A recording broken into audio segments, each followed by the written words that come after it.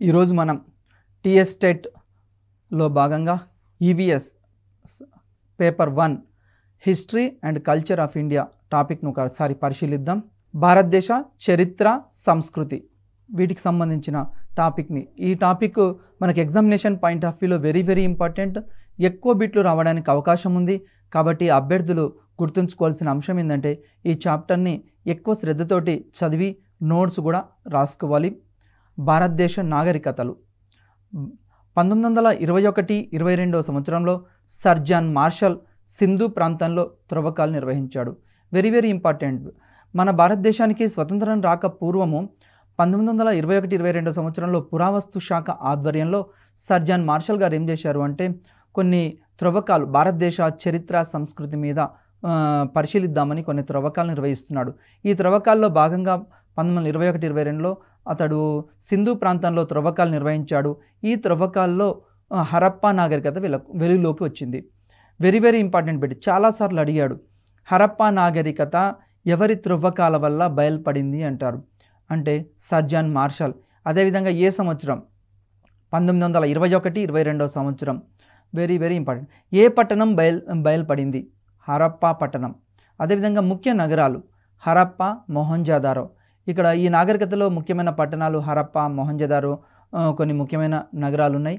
అదేవిధంగా పురావస్తు త్రవ్వకాల్లో బయలుపడిన మొదటి నగరం హరప్పా నగరం. అందువల్లే దీనికి హరప్పా సంస్కృతి అని పేరు పెట్టారు.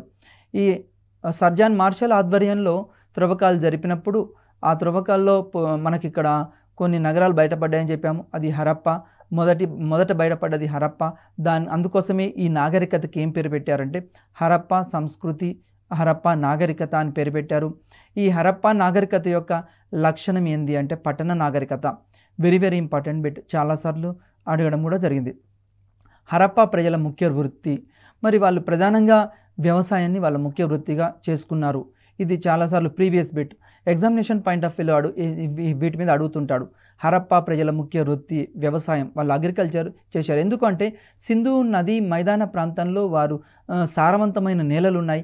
ఆ సారవంతమైన నేలల కోసం వాళ్ళు ఏం చేశారు అంటే అక్కడ పంటలు పండించడం నేర్చుకున్నారు. అక్కడ వ్యవసాయం చేశారు. అదేవిధంగా వాళ్ళు పండించిన ప్రధాన పంటలు హరప్పా ప్రజల యొక్క ప్రధాన పంటలు గోధుమ, బార్లీ, వరి. Very important. చాలాసార్లు బీటు కూడా అడిగాడు. వీరి ప్రధాన రేవు పట్టణం లోతాల్. ఇది 2017 టీఆర్టీ ఎగ్జామ్లో అడగడం జరిగింది. ప్రధాన రేవు పట్టణం ఏది? లోతాల్. అదేవిధంగా వీరి లిపి. ఇది కూడా వెరీ ఇంపార్టెంట్. బొమ్మల లిపి. ఆ కాలంలో బొమ్మలు వేసి అంటే మానవులు ఏం చేశారు అంటే గుహల మీద, తర్వాత గోడల మీద, వాళ్ళు నివసించే ప్రదేశాల మీద, అదేవిధంగా దేవాలయాల మీద వాళ్ళు కొన్ని బొమ్మలు చిత్రీకరించారు. ఈ బొమ్మల చిత్రీకరణ ద్వారా వారి యొక్క సంస్కృతి, వారి ఆచార అలవాట్లు, వారి యొక్క నాగరికత అవన్నీ తెలుస్తుంటాయి వాటి ద్వారా మనకు. నెక్స్ట్ సింధు ప్రజల మతం. Very important. వీరు ప్రధానంగా అమ్మ తల్లిని, పశుపతిని అంటే శివుని రూపంలో ఉండే పశుపతిని ఆరాధించారు. ఇది ప్రీవియస్ వెరీ ఇంపార్టెంట్ బిట్. చాలాసార్లు టెట్లో అడిగాడు, డిఎస్లో అడిగాడు. వీళ్ళు అమ్మ తల్లిని, పశుపతిని ప్రధానంగా ఆరాధిస్తారు. అదేవిధంగా వీళ్ళు రావి చెట్టును పవిత్రంగా భావిస్తారు. వీళ్ళు సింధు ప్రజలు రావి చెట్టును పవిత్రంగా భావిస్తారు. ఇది కూడా చాలాసార్లు ఎగ్జామ్లో అడగడం జరిగింది. నెక్స్ట్ వీరి పురుష దేవత పశుపతి. అంటే పశుపతి శివుని రూపంలో ఉండే ఈ పశుపతిని వీళ్ళు పూజిస్తూ ఉంటారు. Very important. ఈ ఏరియా నుంచి ఖచ్చితంగా ఒక క్వశ్చన్ ఎగ్జామినేషన్ పాయింట్ ఆఫ్ వ్యూలో వస్తుంది. కాబట్టి అభ్యర్థులు గుర్తుంచుకోవాలి. వేద నాగరికత. వేదాలు ఎన్ని మనందరికీ తెలుసు. 1 ఋగ్వేదం, 2 యజుర్వేదం, 3 సామవేదం, 4 అథర్వణ వేదం. వేదాలకు సంబంధించి మరి దీంట్లో ప్రాచీనమైనది ఏంది?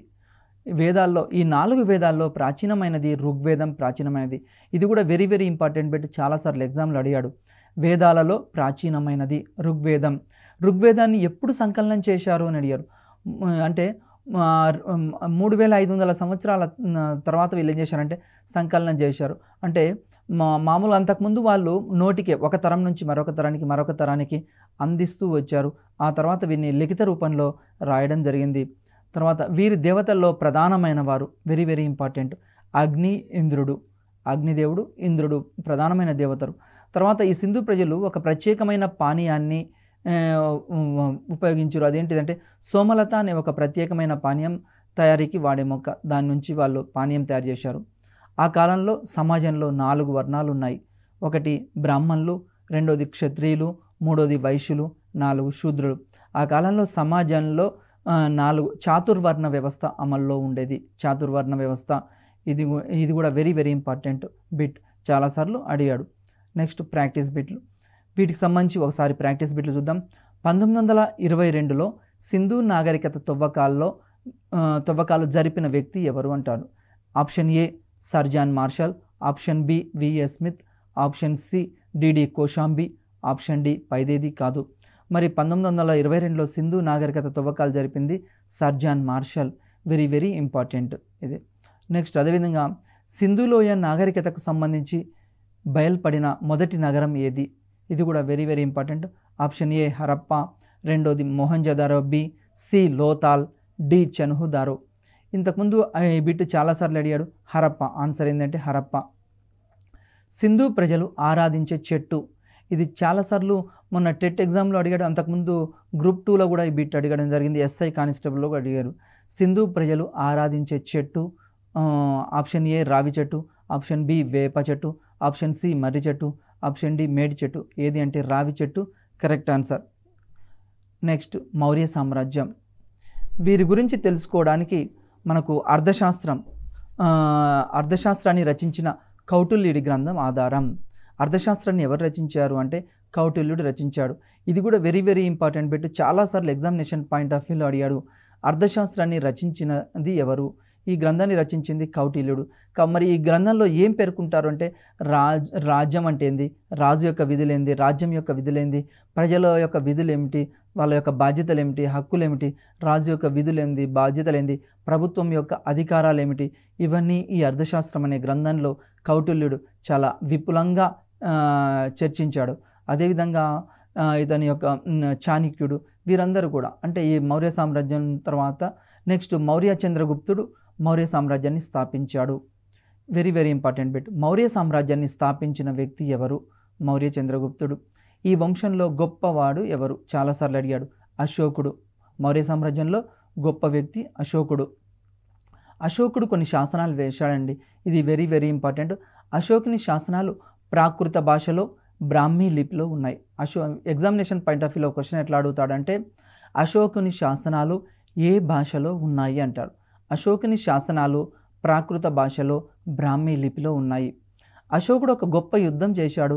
ఆ యుద్ధం ఏంటిది అంటే కళింగ యుద్ధం. Very very important. అశోకుడు ఒక పెద్ద యుద్ధం చేశాడు, అదేంటంటే కళింగ యుద్ధం. ఆ తర్వాత అశోకుడు ఇక యుద్ధాలను ఆపేశాడు.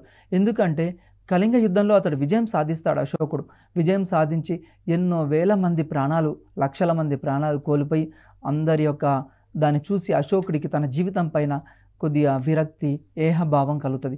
నేను ఇంతమందిని చంపానని. ఆ యుద్ధంతో, కళింగ యుద్ధంతో అతడి యొక్క దాన్ని ఆపివేయడం జరిగింది. తర్వాత అశోకుడు కొన్ని చెప్పాడు. ఏం చెప్పాడంటే మానవుని యొక్క దుఃఖానికి కారణాలు ఏంది అని పరిశీలించాడు. అశోకుడు ఏం చెప్తాడంటే మానవుని యొక్క దుఃఖానికి కారణాలు కోరికలని చెప్పడం జరుగుతుంది.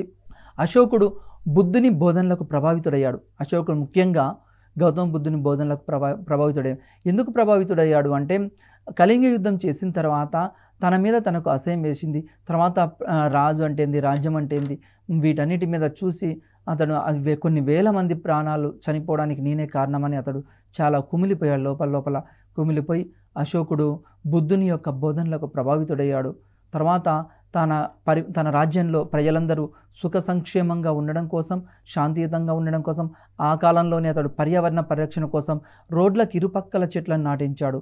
వెరీ వెరీ ఇంపార్టెంట్ బిట్ అండి ఇది. అశోకుడు రోడ్లకు ఇరుపక్కల చెట్లు నాటించాడు. ఎందుకు అంటే ఆ కాలంలో నేటిలాగా ప్రయాణ సాధనాలు లేవు, తక్కువగా ఉన్నాయి. ఏ ఊరికి వెళ్ళినప్పుడు కాలిబాటను నడుచుకుంటూ వెళ్ళేవారు. ప్రజలు మధ్య మధ్యలో ఆగడానికి అనుకూలంగా రోడ్లకు ఇరుపక్కల అతను చెట్లు నాటించడం జరిగింది. అదేవిధంగా దక్కన్లో గొప్ప సామ్రాజ్యం శాతవాహన సామ్రాజ్యం. Very very important bit. ఈ శాతవాహన సామ్రాజ్యం యొక్క స్థాపకుడు శ్రీముఖుడు. ఇది ప్రీవియస్ బిట్, చాలాసార్లు ఎగ్జామ్లో అడగడం జరిగింది. శాతవాహన సామ్రాజ్య స్థాపకుడు ఎవరు, శ్రీముఖుడు. ఈ వంశంలో గొప్పవారు ఎవరు, శాతవాహన వంశంలో గొప్పవారు ఎవరంటే గౌతమిపుత్ర శాతకర్ణి గొప్పవాడు. ఈ వంశంలో గొప్పవాడు గౌతమిపుత్ర శాతకర్ణి. గుప్తుల కాలంలో అరుదైన ప్రదేశాలు కలవు. అవి ఏంటంటే మధ్యప్రదేశ్లో, నేటి మధ్యప్రదేశ్లోని ఉదయగిరి ప్రాంతం. అదేవిధంగా ఈ శిల్పాలకు కూడా ప్రసిద్ధి ఎక్కడ అంటే సారనాథ్ అనేది శిల్పాలకు ప్రసిద్ధి. అదేవిధంగా మనం చూస్తాం అశోకుడి యొక్క సారనాథ్లో వేయించిన కొన్ని రకాల శిల్పాలు ప్రపంచ ప్రసిద్ధిగాంచినవి. అదేవిధంగా ఢిల్లీలోని మొహరెలి ఇనుప స్తంభం, దీని యొక్క ప్రత్యేకత ఏంది అంటే తుప్పు పట్టదు. ఈ స్తంభం యొక్క ప్రత్యేకత తుప్పు పట్టదు. దీన్ని ఎవరు ఏర్పాటు చేశారంటే రెండవ చంద్రగుప్తుడు వేయించడం జరిగింది. అదేవిధంగా ఇండికా గ్రంథ రచయిత ఎవరు? Very important bit. చాలాసార్లు ఎగ్జామినేషన్ పాయింట్ ఆఫ్ వ్యూలో ఇది అడగడం జరిగింది. ఈ ఇండికా గ్రంథ రచయిత మెగస్తనీస్. Very important bit. డిఎస్సిలో, టెట్లో, ఎగ్జామ్లో చాలాసార్లు అడిగాడు. అదేవిధంగా గ్రూప్స్లో కూడా అడుగుతుంటాడు. ఇండికా గ్రంథ రచయిత మెగస్తనీస్. మౌర్య సామ్రాజ్య స్థాపకుడు ఎవరు? మౌర్య సామ్రాజ్య స్థాపకుడు చంద్రగుప్త మౌర్యుడు. Very important bit. మౌర్య సామ్రాజ్య స్థాపకుడు చంద్రగుప్త మౌర్యుడు.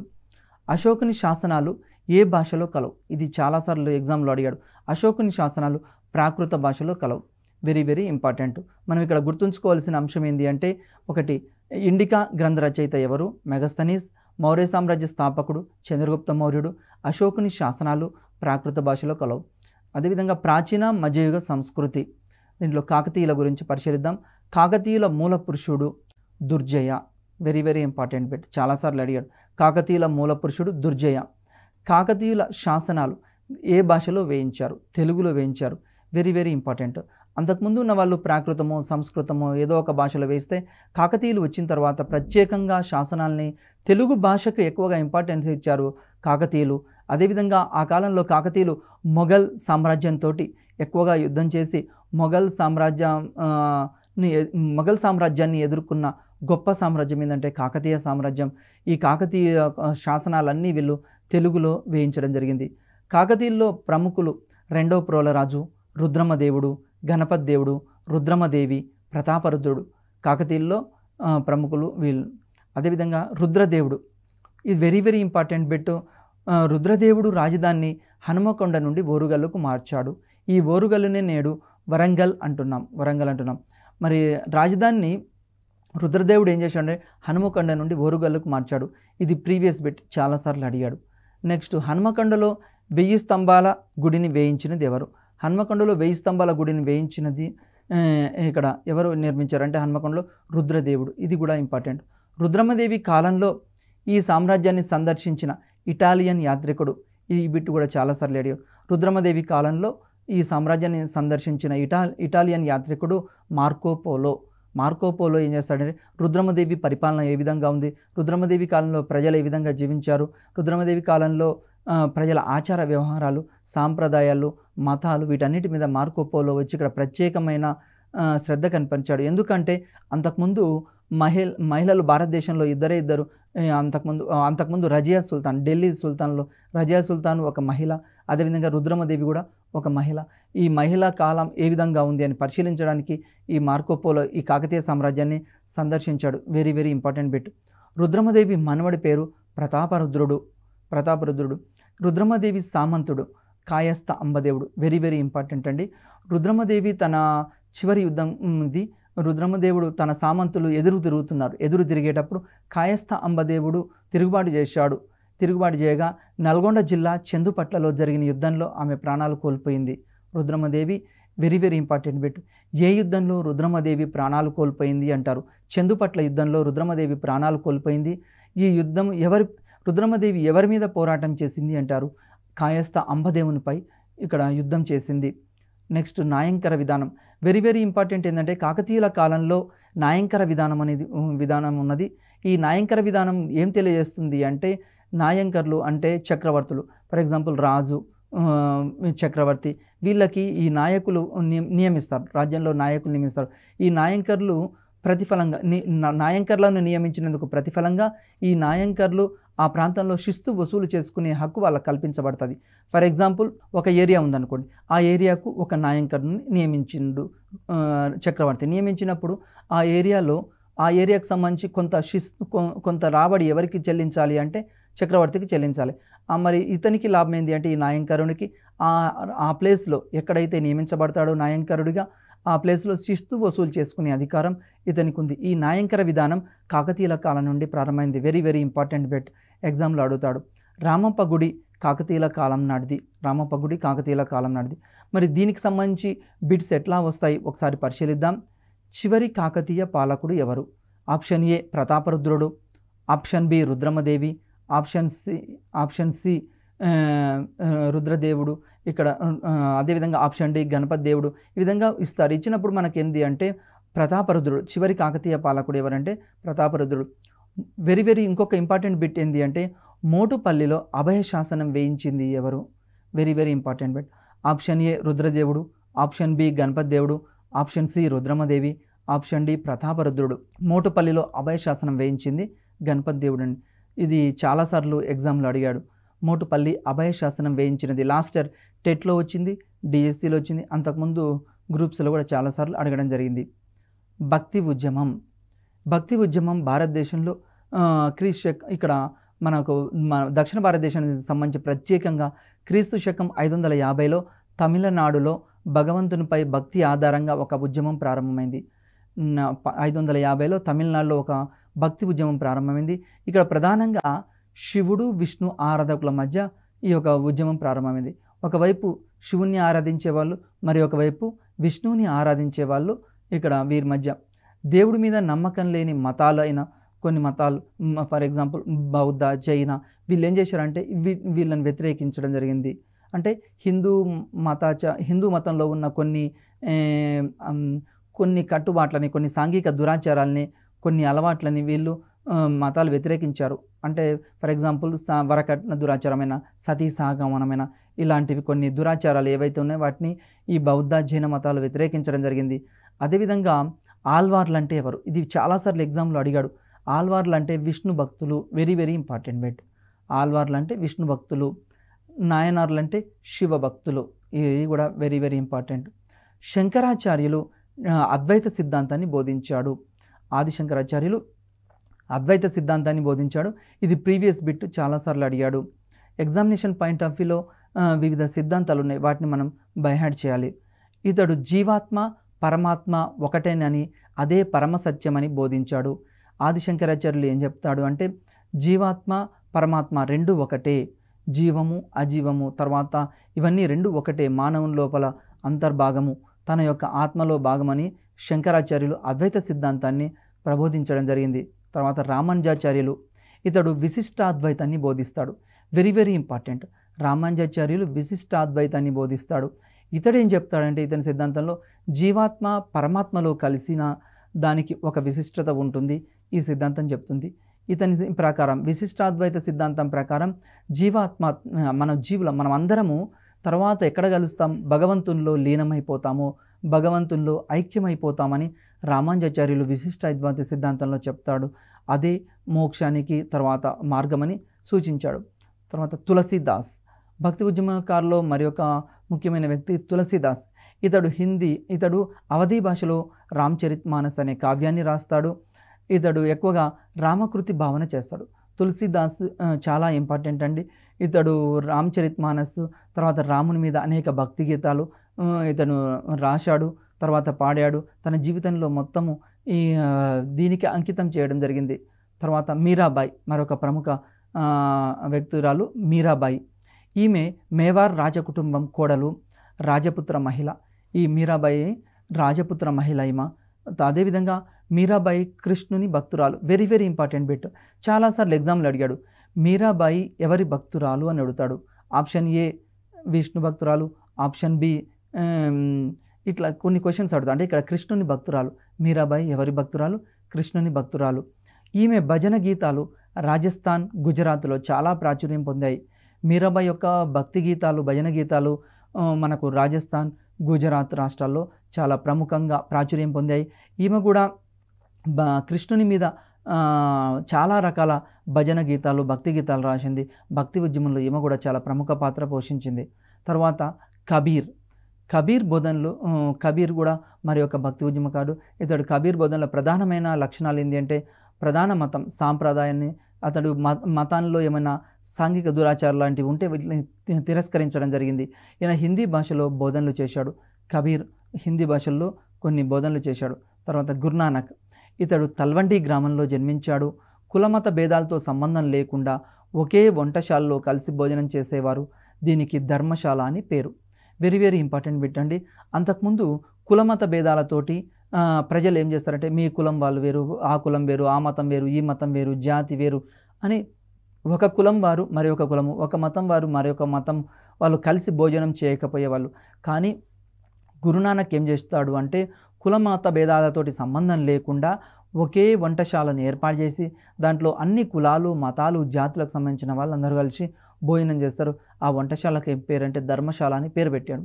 తర్వాత ఇస్లాం, సూఫీ తత్వం. ఇస్లాం మతాన్ని మహమ్మద్ ప్రవక్త స్థాపించడం జరిగింది. ఇతడు క్రీస్తు శకం 570లో అరేబియాలోని మక్కాలో జన్మించాడు. Very very important bit. ఇతడు ఎక్కడ జన్మించాడు అని అడుగుతాడు. మహమ్మద్ ప్రవక్త మక్కాలో జన్మించాడు. ఇతని బోధనలు ఖురాన్లో ఉన్నవి. ఖురాన్లో ఇతని బోధనలు ఉంటాయి. తర్వాత క్రైస్తవ మతం, దీన్ని యేసుక్రీస్తు స్థాపించాడు. క్రైస్తవ మతాన్ని యేసుక్రీస్తు స్థాపించాడు. ఇతని బోధనలో ప్రధానంగా ప్రేమ, కరుణ, జాలి, దయ, భూతదయ ఇవి ప్రధానంగా ఉంటాయి. యేసుక్రీస్తు ప్రధానంగా ఏం చెప్తాడు అంటే ప్రజలకి ప్రేమతోటి మెలగాలని, ప్రపంచంలోని సోదరులాగా జీవించాలని, ప్రపంచ ప్రజలందరూ విశ్వ సౌభ్రాతృత్వంతో సోదర భావంతో మెలగాలని, కులాలు, మతం, జాతి, లింగ భేద భావాలు లేకుండా అందరూ కలిసిమెలిసి ఉండాలని సూచించడం జరుగుతుంది. అదేవిధంగా క్రైస్తవుల పవిత్ర గ్రంథం బైబిల్, అదే ముస్లింలకు ఖురాన్. మరి క్రైస్తవుల పవిత్ర గ్రంథం బైబిల్. తర్వాత ఈ చాప్టర్లో ఎట్లాంటి బిట్స్ వస్తాయని మనం ఒకసారి పరిశీలిస్తే, శంకరాచార్యులు బోధించిన తత్వం. Option A Advaitam, option B ద్వైతం, ఆప్షన్ సి విశిష్టాద్వైతం, ఆప్షన్ డి పైదేది కాదు. కరెక్ట్ ఆన్సర్ ఏంది అంటే శంకరాచార్యులు బోధించిన తత్వం అద్వైతం. అద్వైతానికి సంబంధించిన వెరీ వెరీ ఇంపార్టెంట్. అదేవిధంగా ఆధునిక భారతదేశ చరిత్ర. ఒకసారి ఆధునిక భారతదేశ చరిత్రకు సంబంధించి మనం పరిశీలిద్దాం. భారతదేశంలో బ్రిటిష్ సామ్రాజ్యం 16వ శతాబ్దంలో ప్రారంభమైంది. ఈ రవి అస్తమించని బ్రిటిష్ సామ్రాజ్యం ప్రపంచంలోని అన్ని దేశాలని కూడా వీళ్ళు ఆక్రమించుకుంటూ వచ్చారు. చివరగా ఇక్కడ భారతదేశానికి కూడా రావడం జరిగింది. భారతదేశానికి వీరు 16వ శతాబ్దంలో రావడం జరిగింది. దానికి గల ప్రధాన కారణం ఏంటి అంటే బ్రిటన్లో మనకు పారిశ్రామిక విప్లవం అనేది వచ్చింది 16వ శతాబ్దంలో.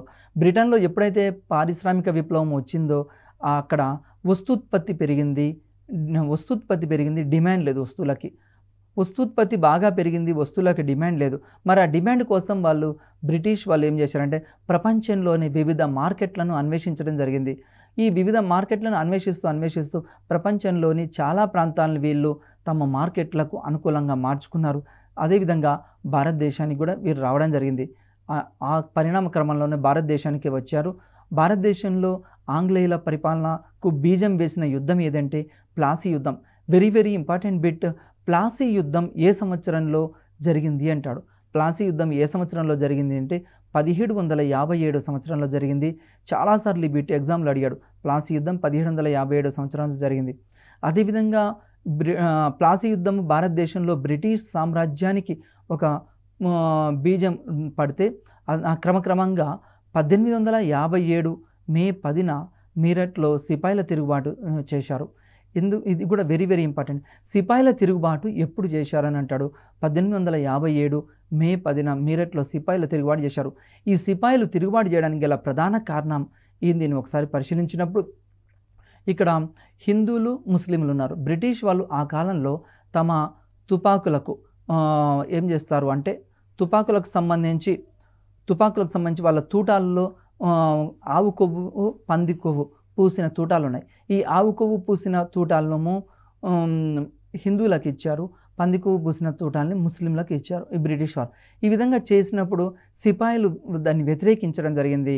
1857 మే 10న మీరట్లో సిపాయిల తిరుగుబాటు జరిగింది. 1857 తిరుగుబాటు కాలంలో హైదరాబాదులో అప్పుడు ఇక్కడ ఎవరు నిర్వహించారంటే ఆంగ్లేయులకు వ్యతిరేకంగా పోరాడిన వ్యక్తి Turrebaz Khan. Very very important bit. సిపాయిల తిరుగుబాటు ఉత్తర భారతదేశంలో జరిగింది. దాంతోపాటు మన హైదరాబాద్, దక్షిణ భారతదేశంలో ఉన్న హైదరాబాద్ రాష్ట్రంలో కూడా సిపాయిల తిరుగుబాటు జరిగింది. దీనికి ఇక్కడ తుర్రేబాజ్ ఖాన్ నాయకత్వం వహించాడు. ఇతడు బ్రిటిష్ వారికి వ్యతిరేకంగా పోరాడడం జరిగింది. ఇతనికి మద్దతునిచ్చిన వ్యక్తి ఎవరు అంటే మౌల్వీ అల్లావుద్దీన్.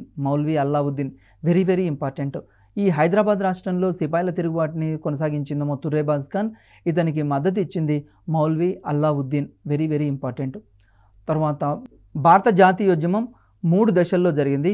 ఒకటి మితవాదుల కాలం, రెండోది అతివాదుల కాలం, మూడోది గాంధీ యుగం. మితవాదుల కాలం 1885 నుంచి 1905 సంవత్సరం వరకు. అదేవిధంగా అతివాదుల కాలం 1905 నుండి 1920 వరకు. గాంధీ యుగం 1920 తర్వాత. మరి భారత జాతీయోద్యమంలో మితవాదుల దశ 1885 డిసెంబర్లో ఏమైందంటే ముంబైలో భారత జాతీయ కాంగ్రెస్ని స్థాపించడం జరిగింది. వెరీ వెరీ ఇంపార్టెంట్ బిట్ ఏంటంటే భారత జాతీయ కాంగ్రెస్ని ఎప్పుడు ఏర్పాటు చేశారని అడుగుతాడు. ఇది ఇంపార్టెంట్. మరి భారత జాతీయ కాంగ్రెస్ తొలి సమావేశానికి ఎంతమంది సభ్యులు హాజరయ్యారు? ఇది కూడా వెరీ వెరీ ఇంపార్టెంట్ బిట్. భారత జాతీయ కాంగ్రెస్ తొలి సమావేశానికి 72 మంది ప్రతినిధులు హాజరయ్యారు. భారత జాతీయ కాంగ్రెస్ తొలి సమావేశానికి 72 మంది సభ్యులు హాజరయ్యారు. అదేవిధంగా భారత జాతీయ కాంగ్రెస్ సమావేశాలు ఈ విధంగా జరుగుతున్నప్పుడు 1905 వచ్చే వరకు భారతదేశంలో ఏమైందంటే వందే మాతర ఉద్యమం ప్రారంభమైంది. భారతదేశంలో వందే మాతర ఉద్యమం ఇది ఇక నుంచి అతివాదుల కాలం ప్రారంభమైంది. మరి మితవాదుల కాలంలో ఏం చేశారు అంటే ప్రజలు అంతా ఇక్కడ జాతీయ నాయకులందరూ బ్రిటిష్ ప్రభుత్వానికి విజ్ఞాపనల ద్వారా తమ కోరికలు వెలుగుచ్చారు. 1885 నుంచి 1905 వరకు మితవాదుల కాలంలో విజ్ఞాపనలు ఇవ్వడం, మన కోరికలు తీర్చడం చెప్పడం. 1905 నుంచి 1920 మధ్య కాలంలో అతివాదులు బాలగంగాధర్ తిలక్ ఇలాంటి వాళ్ళు వచ్చారు. ఈ కాలంలో ఏమైంది అంటే వారు ప్రభుత్వానికి వ్యతిరేకంగా, బ్రిటిష్ ప్రభుత్వానికి వ్యతిరేకంగా పోరాడడం జరిగింది. తరువాత దీనిలోనే భాగంగా ఇక్కడ వందే మాతర ఉద్యమం కూడా రావడం జరిగింది. అదేవిధంగా ముస్లిం లీగును కూడా 1906 సంవత్సరంలో ఏర్పాటైంది. ఈ ముస్లిం కూడా భారత జాతీయోద్యమంలో ప్రముఖ పాత్ర పోషించింది. ముస్లింలందరినీ ఒకే తాటిపైకి తీసుకురావడం ఇది కూడా భారత జాతీయోద్యమంలో ఒక భాగంగా కొనసాగింది. దాని తర్వాత శాసనోల్లంఘన ఉద్యమం ప్రారంభమైంది. అయితే 1916 సంవత్సరంలో గాంధీజీ భారతదేశానికి వస్తాడు. 1916 సంవత్సరంలో గాంధీజీ ఏం చేశాడంటే భారతదేశానికి వచ్చాడు. అంతకుముందు సౌత్ ఆఫ్రికాకు వెళ్తాడు. సౌత్ ఆఫ్రికా నుంచి తిరిగి ఇండియాకు వస్తాడు. ఇండియాలో భారత ప్రజలు ఈ బ్రిటిష్ పాలనకు చాలా ఇబ్బందులు పడుతున్నారని, బ్రిటిష్ పాలనలో చాలా ఇబ్బందులు పడుతున్నారని గ్రహించి ఇతడు ఏం చేశాడు అంటే భారతదేశంలో కూడా ఒక జాతీయ ఉద్యమాన్ని, స్వాతంత్ర ఉద్యమాన్ని పోరాడాలని నిర్ణయించుకున్నాడు. దానికి అనుగుణంగానే 1919 సంవత్సరంలో ఇక్కడ మనకు జలియన్వాలా బాగ్ సంఘటన జరిగింది. ఆ సంఘటన గాంధీని కలిచివేసింది. ఆ తర్వాత ఇంకా ఏం చేశాడంటే వివిధ రకాల ఉద్యమాలు 1920లో సహాయ నిరాకరణ ఉద్యమాన్ని కూడా గాంధీజీ ప్రారంభిస్తాడు. ఈ సహాయ నిరాకరణ ఉద్యమాన్ని కూడా బ్రిటిష్ వాళ్ళకి మనం సహాయం చేయొద్దు అని పోరాటం చేశాడు.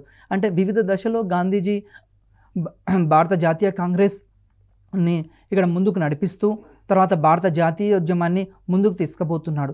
ఈ క్రమంలోనే శాసనోల్లంఘన ఉద్యమం, అదేవిధంగా ఉప్పు సత్యాగ్రహం 1930-32 మధ్యకాలంలో జరిగింది. ఈ ఉప్పు సత్యాగ్రహం జరగడానికి ముందు 1929లో జవహర్లాల్ నెహ్రూ అధ్యక్షతన ఒక సమావేశం జరిగింది. అదేంటి అంటే సంపూర్ణ స్వరాజ్ తీర్మానం తమ లక్ష్యంగా కాంగ్రెస్ సమావేశం ప్రకటించింది. ఇక్కడ కాంగ్రెస్ 1929లో లాహోర్ సమావేశం ఏర్పాటైంది. ఈ సమావేశంలో ఏం తీర్మానించారు అంటే సంపూర్ణ స్వరాజ్ తీర్మానించారు. ఈ సంపూర్ణ స్వరాజ్ తీర్మానించి 1930 జనవరి 26న మేము బ్రిటిష్ వాళ్ళకి వ్యతిరేకంగా పోరాటం చేస్తున్నామని ప్రకటించడం జరిగింది. దీనిలోనే భాగంగానే వాళ్ళు ఏం చేశారంటే పూర్ణ స్వరాజ్ తీర్మానాన్ని కూడా ఆమోదించారు. అందుకోసమే మనకు స్వతంత్రము వచ్చిన తర్వాత భారత రాజ్యాంగం 1949 నవంబర్ 26వ తారీఖు రోజు కంప్లీట్ అయినా కానీ 1950 జనవరి 26వ తారీఖు రోజు భారత రాజ్యాంగం ఎందుకు అమల్లోకి వచ్చింది అంటే ఇదే కారణం. 1929లో భారత జాతీయ కాంగ్రెస్ సమావేశంలో తీసుకున్న నిర్ణయాన్ని వీళ్ళు శిరసా వహిస్తూ 1950 జనవరి 26న భారత రాజ్యాంగం అమల్లోకి రావడానికి ఇదొక కారణం. నెక్స్ట్ అదేవిధంగా గాంధీ ఉప్పు సత్యాగ్రహాన్ని 1930 మార్చి 12న ప్రారంభించడం జరిగింది. తర్వాత ఉప్పు సత్యాగ్రహం ప్రారంభమైంది దండి గ్రామం. Very very important bit. Gujarat రాష్ట్రంలో సబర్మతి ఆశ్రమం నుండి ఇది ప్రారంభమైంది దండి ఉప్పు సత్యాగ్రహం అనేది. తర్వాత దీనికి సంబంధించిన కొన్ని ఇంపార్టెంట్ బిట్స్ ఉన్నాయి. మొట్టమొదటిది మనం పరిశీలిద్దాం. భారత జాతీయ కాంగ్రెస్ మొదటి సమావేశం అధ్యక్షుడు ఎవరు? భారత జాతీయ కాంగ్రెస్ మొదటి సమావేశానికి అధ్యక్షుడు WC బెనర్జీ. ఇక్కడ ఎగ్జామ్లో క్వశ్చన్ ఎట్లా అడుగుతారంటే option A Dadabhai Naoroji, option B W C Banerjee, option C Surendranath Banerjee, option D Badruddin Tyabji. మరి కరెక్ట్ ఆన్సర్ ఏంటంటే డబ్ల్యూసి బెనర్జీ భారత జాతీయ కాంగ్రెస్ సమావేశానికి అధ్యక్షుడు. అదేవిధంగా ముస్లిం లీగ్ ఎప్పుడు స్థాపించారు? ఇది కూడా వెరీ వెరీ ఇంపార్టెంట్ బిట్. ముస్లిం లీగ్ని ఎప్పుడు స్థాపించారు అంటే 1906లో ముస్లిం లీగ్ని స్థాపించడం జరిగింది. అదేవిధంగా 1942 సంవత్సరంలో కూడా మనకేమైందంటే భారత జాతీయోద్యమ కాలంలో ఇంకొక ముఖ్యమైన సంఘటన జరిగింది, క్విట్ ఇండియా ఉద్యమం. ఈ క్విట్ ఇండియా ఉద్యమం గాంధీ ఒక పిలుపిచ్చాడు. ఏం పిలుపిచ్చాడంటే డూ ఆర్ డై అనే నినాదాన్ని ఇవ్వడం జరిగింది. ఎందుకు ఈ నినాదాన్ని ఇచ్చాడు అంటే గాంధీజీ డూ ఆర్ డై నినాదంతో ఇక మనకు వస్తేనేమో స్వతంత్రం రావాలి, లేకుంటే లేదు అని గాంధీజీ అనుకున్నాడు. కాబట్టి డూ ఆర్ డై నినాదం తర్వాత భారత జాతీయ కాంగ్రెస్ వివిధ ఉద్యమాలు చేసింది. 1947 ఆగస్టు 15న స్వాతంత్రం రావడం జరిగింది. ఈ చాప్టర్లో మనం ముఖ్యంగా భారతదేశ సంస్కృతి, చరిత్ర, మధ్యయుగము, తర్వాత ఆధునిక కాలంలో జరిగిన అంశాలన్నింటినీ మనం పరిశీలించడం జరిగింది. నెక్స్ట్ చాప్టర్లో మనం మిగతా అంశాలను పరిశీలిద్దాం. నమస్తే.